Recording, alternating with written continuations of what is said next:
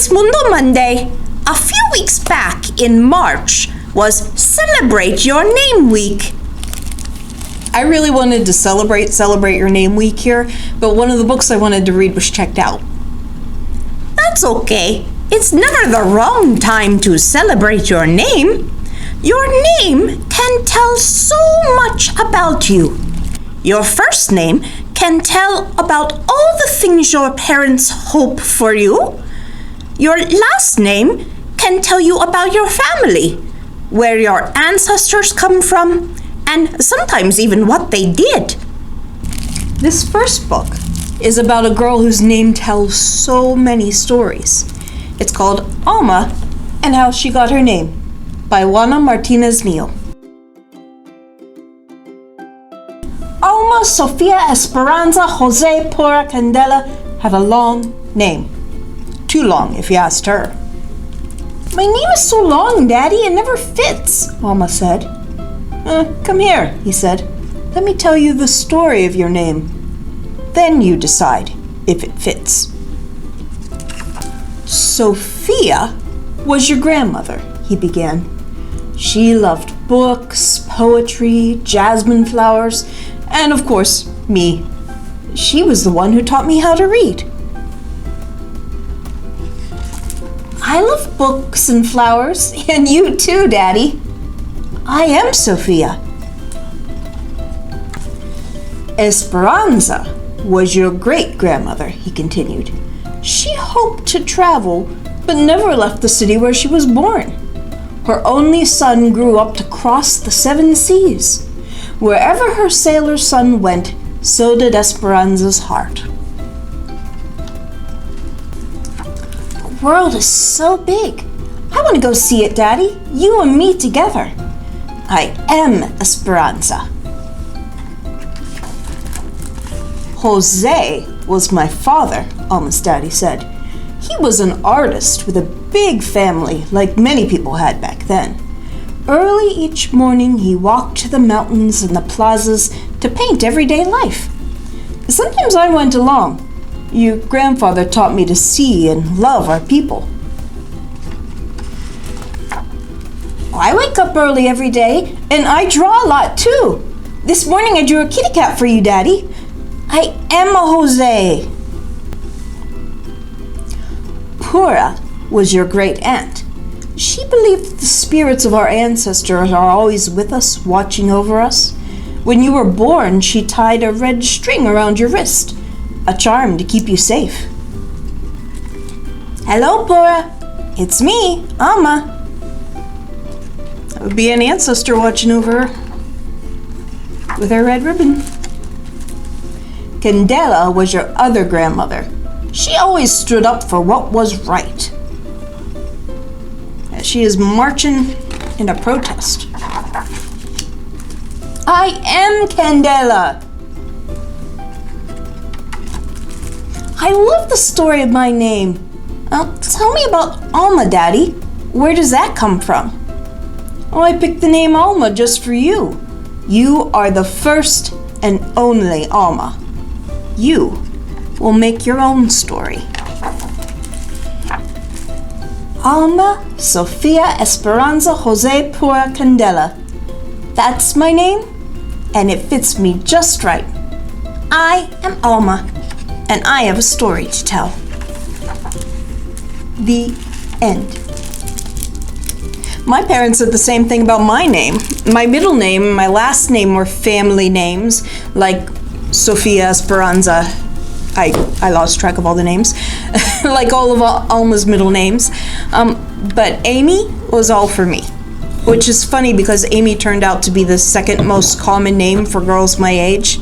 It's a very easy name. It is. My last name, Weir, seems like it should be easy too. But you'd be surprised how many people get confused by that E-I. They either try to spell it I-E or try to pronounce it wire. I before E except after C is only a sometimes rule. The funny thing is, Weir is my husband's last name. I took it too when we got married because it's so much easier than the name I was born with. Matuya. It even used to be spelled like this. Oh, I see. Because V used to be pronounced like U, and J is still pronounced like Y in many languages of Northern and Eastern Europe. You see, hard names aren't so hard once you know the rules of the language they come from. The name that comes from the mountains of Slovakia. There's apparently a whole village of Matwias there today still, but it's an extremely rare name outside of it. I grew up with everyone at my school constantly either spelling or pronouncing it wrong. After a while, if a teacher was calling roll and got to a place where they paused or said, I just immediately say, "That's me," rather than wait for them to get it wrong. My friends, though, made an effort to teach themselves. In college, one of my friends, who studied classical music, noticed that my name has the same meter as Ave Maria, a very famous Latin prayer that has been set to music many times. So she started greeting me by singing, "E mi Matwia," or one of the other Ave Maria melodies. So that's the first thing I thought of when I saw the title of this next book, Your Name is a Song. You see, that's not the only thing I have in common with the girl in this story. Your Name is a Song by Jamilah Thompkins-Bigelow, illustrated by Luisa Uribe. Let me see. Oh, bunch of kids at school, they're all playing, but she looks sad. Why is she sad, do you think? We'll find out. I'm not coming back ever again, the girl stomped. Please don't stomp unless we're stepping in a drill team, Mama said. Was your first day of school so bad? The girl looked down. No one could say my name. No one? Not even your teacher? Mama asked. She tried. It got stuck in her mouth. A street musician swayed and played. Mama closed her eyes until she swayed too. Tell your teacher that your name is a song. The girl wrinkled her brows. I can't say that. Names aren't songs. Sure they are. Take the name Olumide. Olumide is a melody, girl, and so is Katone. The girl whispered names. Tap, tap, tap went her feet. Ooh. Mamadou is a beat. Tandoetu stretches out like a love song. Yes, girl, names are songs. Sing your name. Your teacher will learn to sing it too. The girl did a jig as they walked on, but then her feet slowed. Umi, she called to her mama, but during snack, some girls pretended to choke on my name. At the red light, a car boomed hip-hop beside them. The bass pounded from their heads to their toes, even in their chests. Pat, pat, pat. Mama patted her chest. Tell those girls some names must be said from here, not the throat. Names come from your heart? The girl asked. Say the name Ha from there. You got to go deeper to say Ahlam. As they crossed the street, the girl touched her chest. Juana, the author of our last book, Juana is here. Ngozi goes deeper. It pokes me in the stomach. Yes, girl, from your heart, say your name. Those girls will learn to use their hearts, too. The girl bopped to the beat as she walked on. In art, one boy's eyes got all wide when I said my name. Is my name scary? Wires sparked above a streetcar, and Mama and the girl jumped back, startled.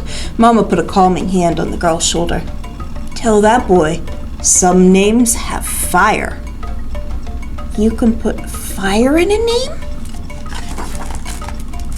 Kweku storms in on a Wednesday, and fire dances in Sagnika, Mama said. Names are that strong? The girl asked. Xiomara fights a battle in your mouth.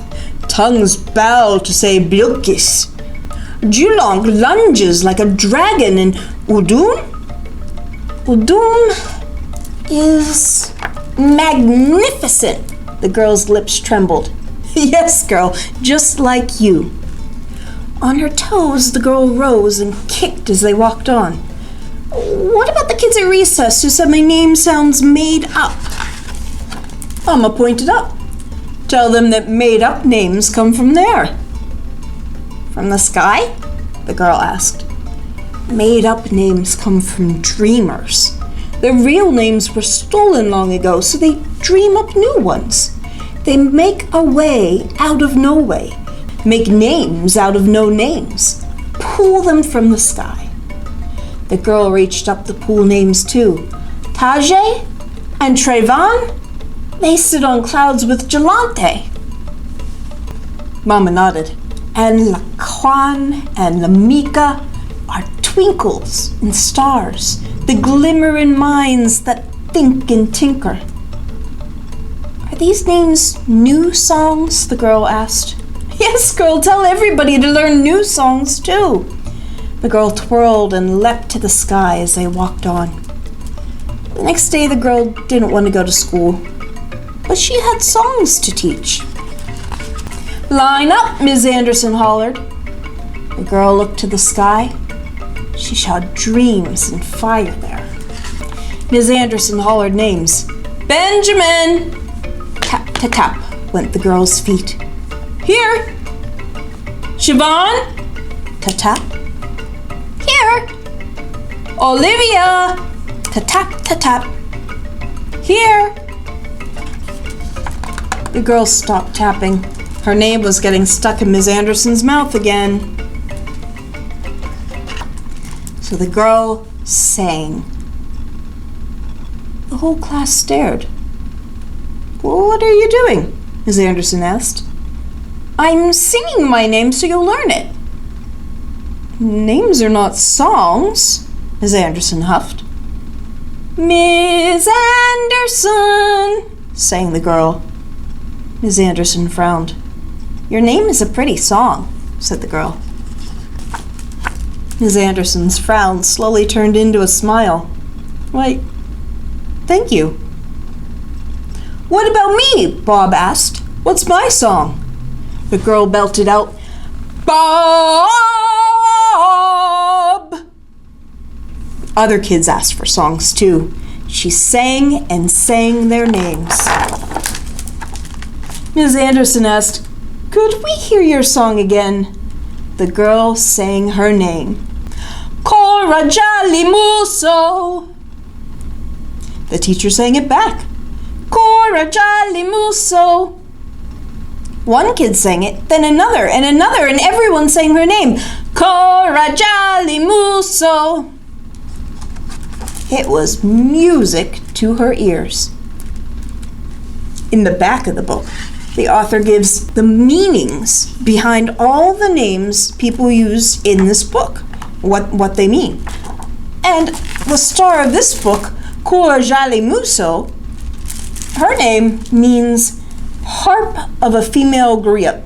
A griot is someone who passes on oral history through song. In other words, someone who sings stories to teach other people. Exactly what Cora Jolly Muso did in this story. Thank you, Miss Amy. Mundo. What does Miss Amy mean? Miss means young lady, and Amy means beloved. Oh, I love you. Love you too. Mundo means world, and Monday means day of the moon. So my name is Earth Moon Day. Mundo. Everyone at home. Have a nice day. See you next time.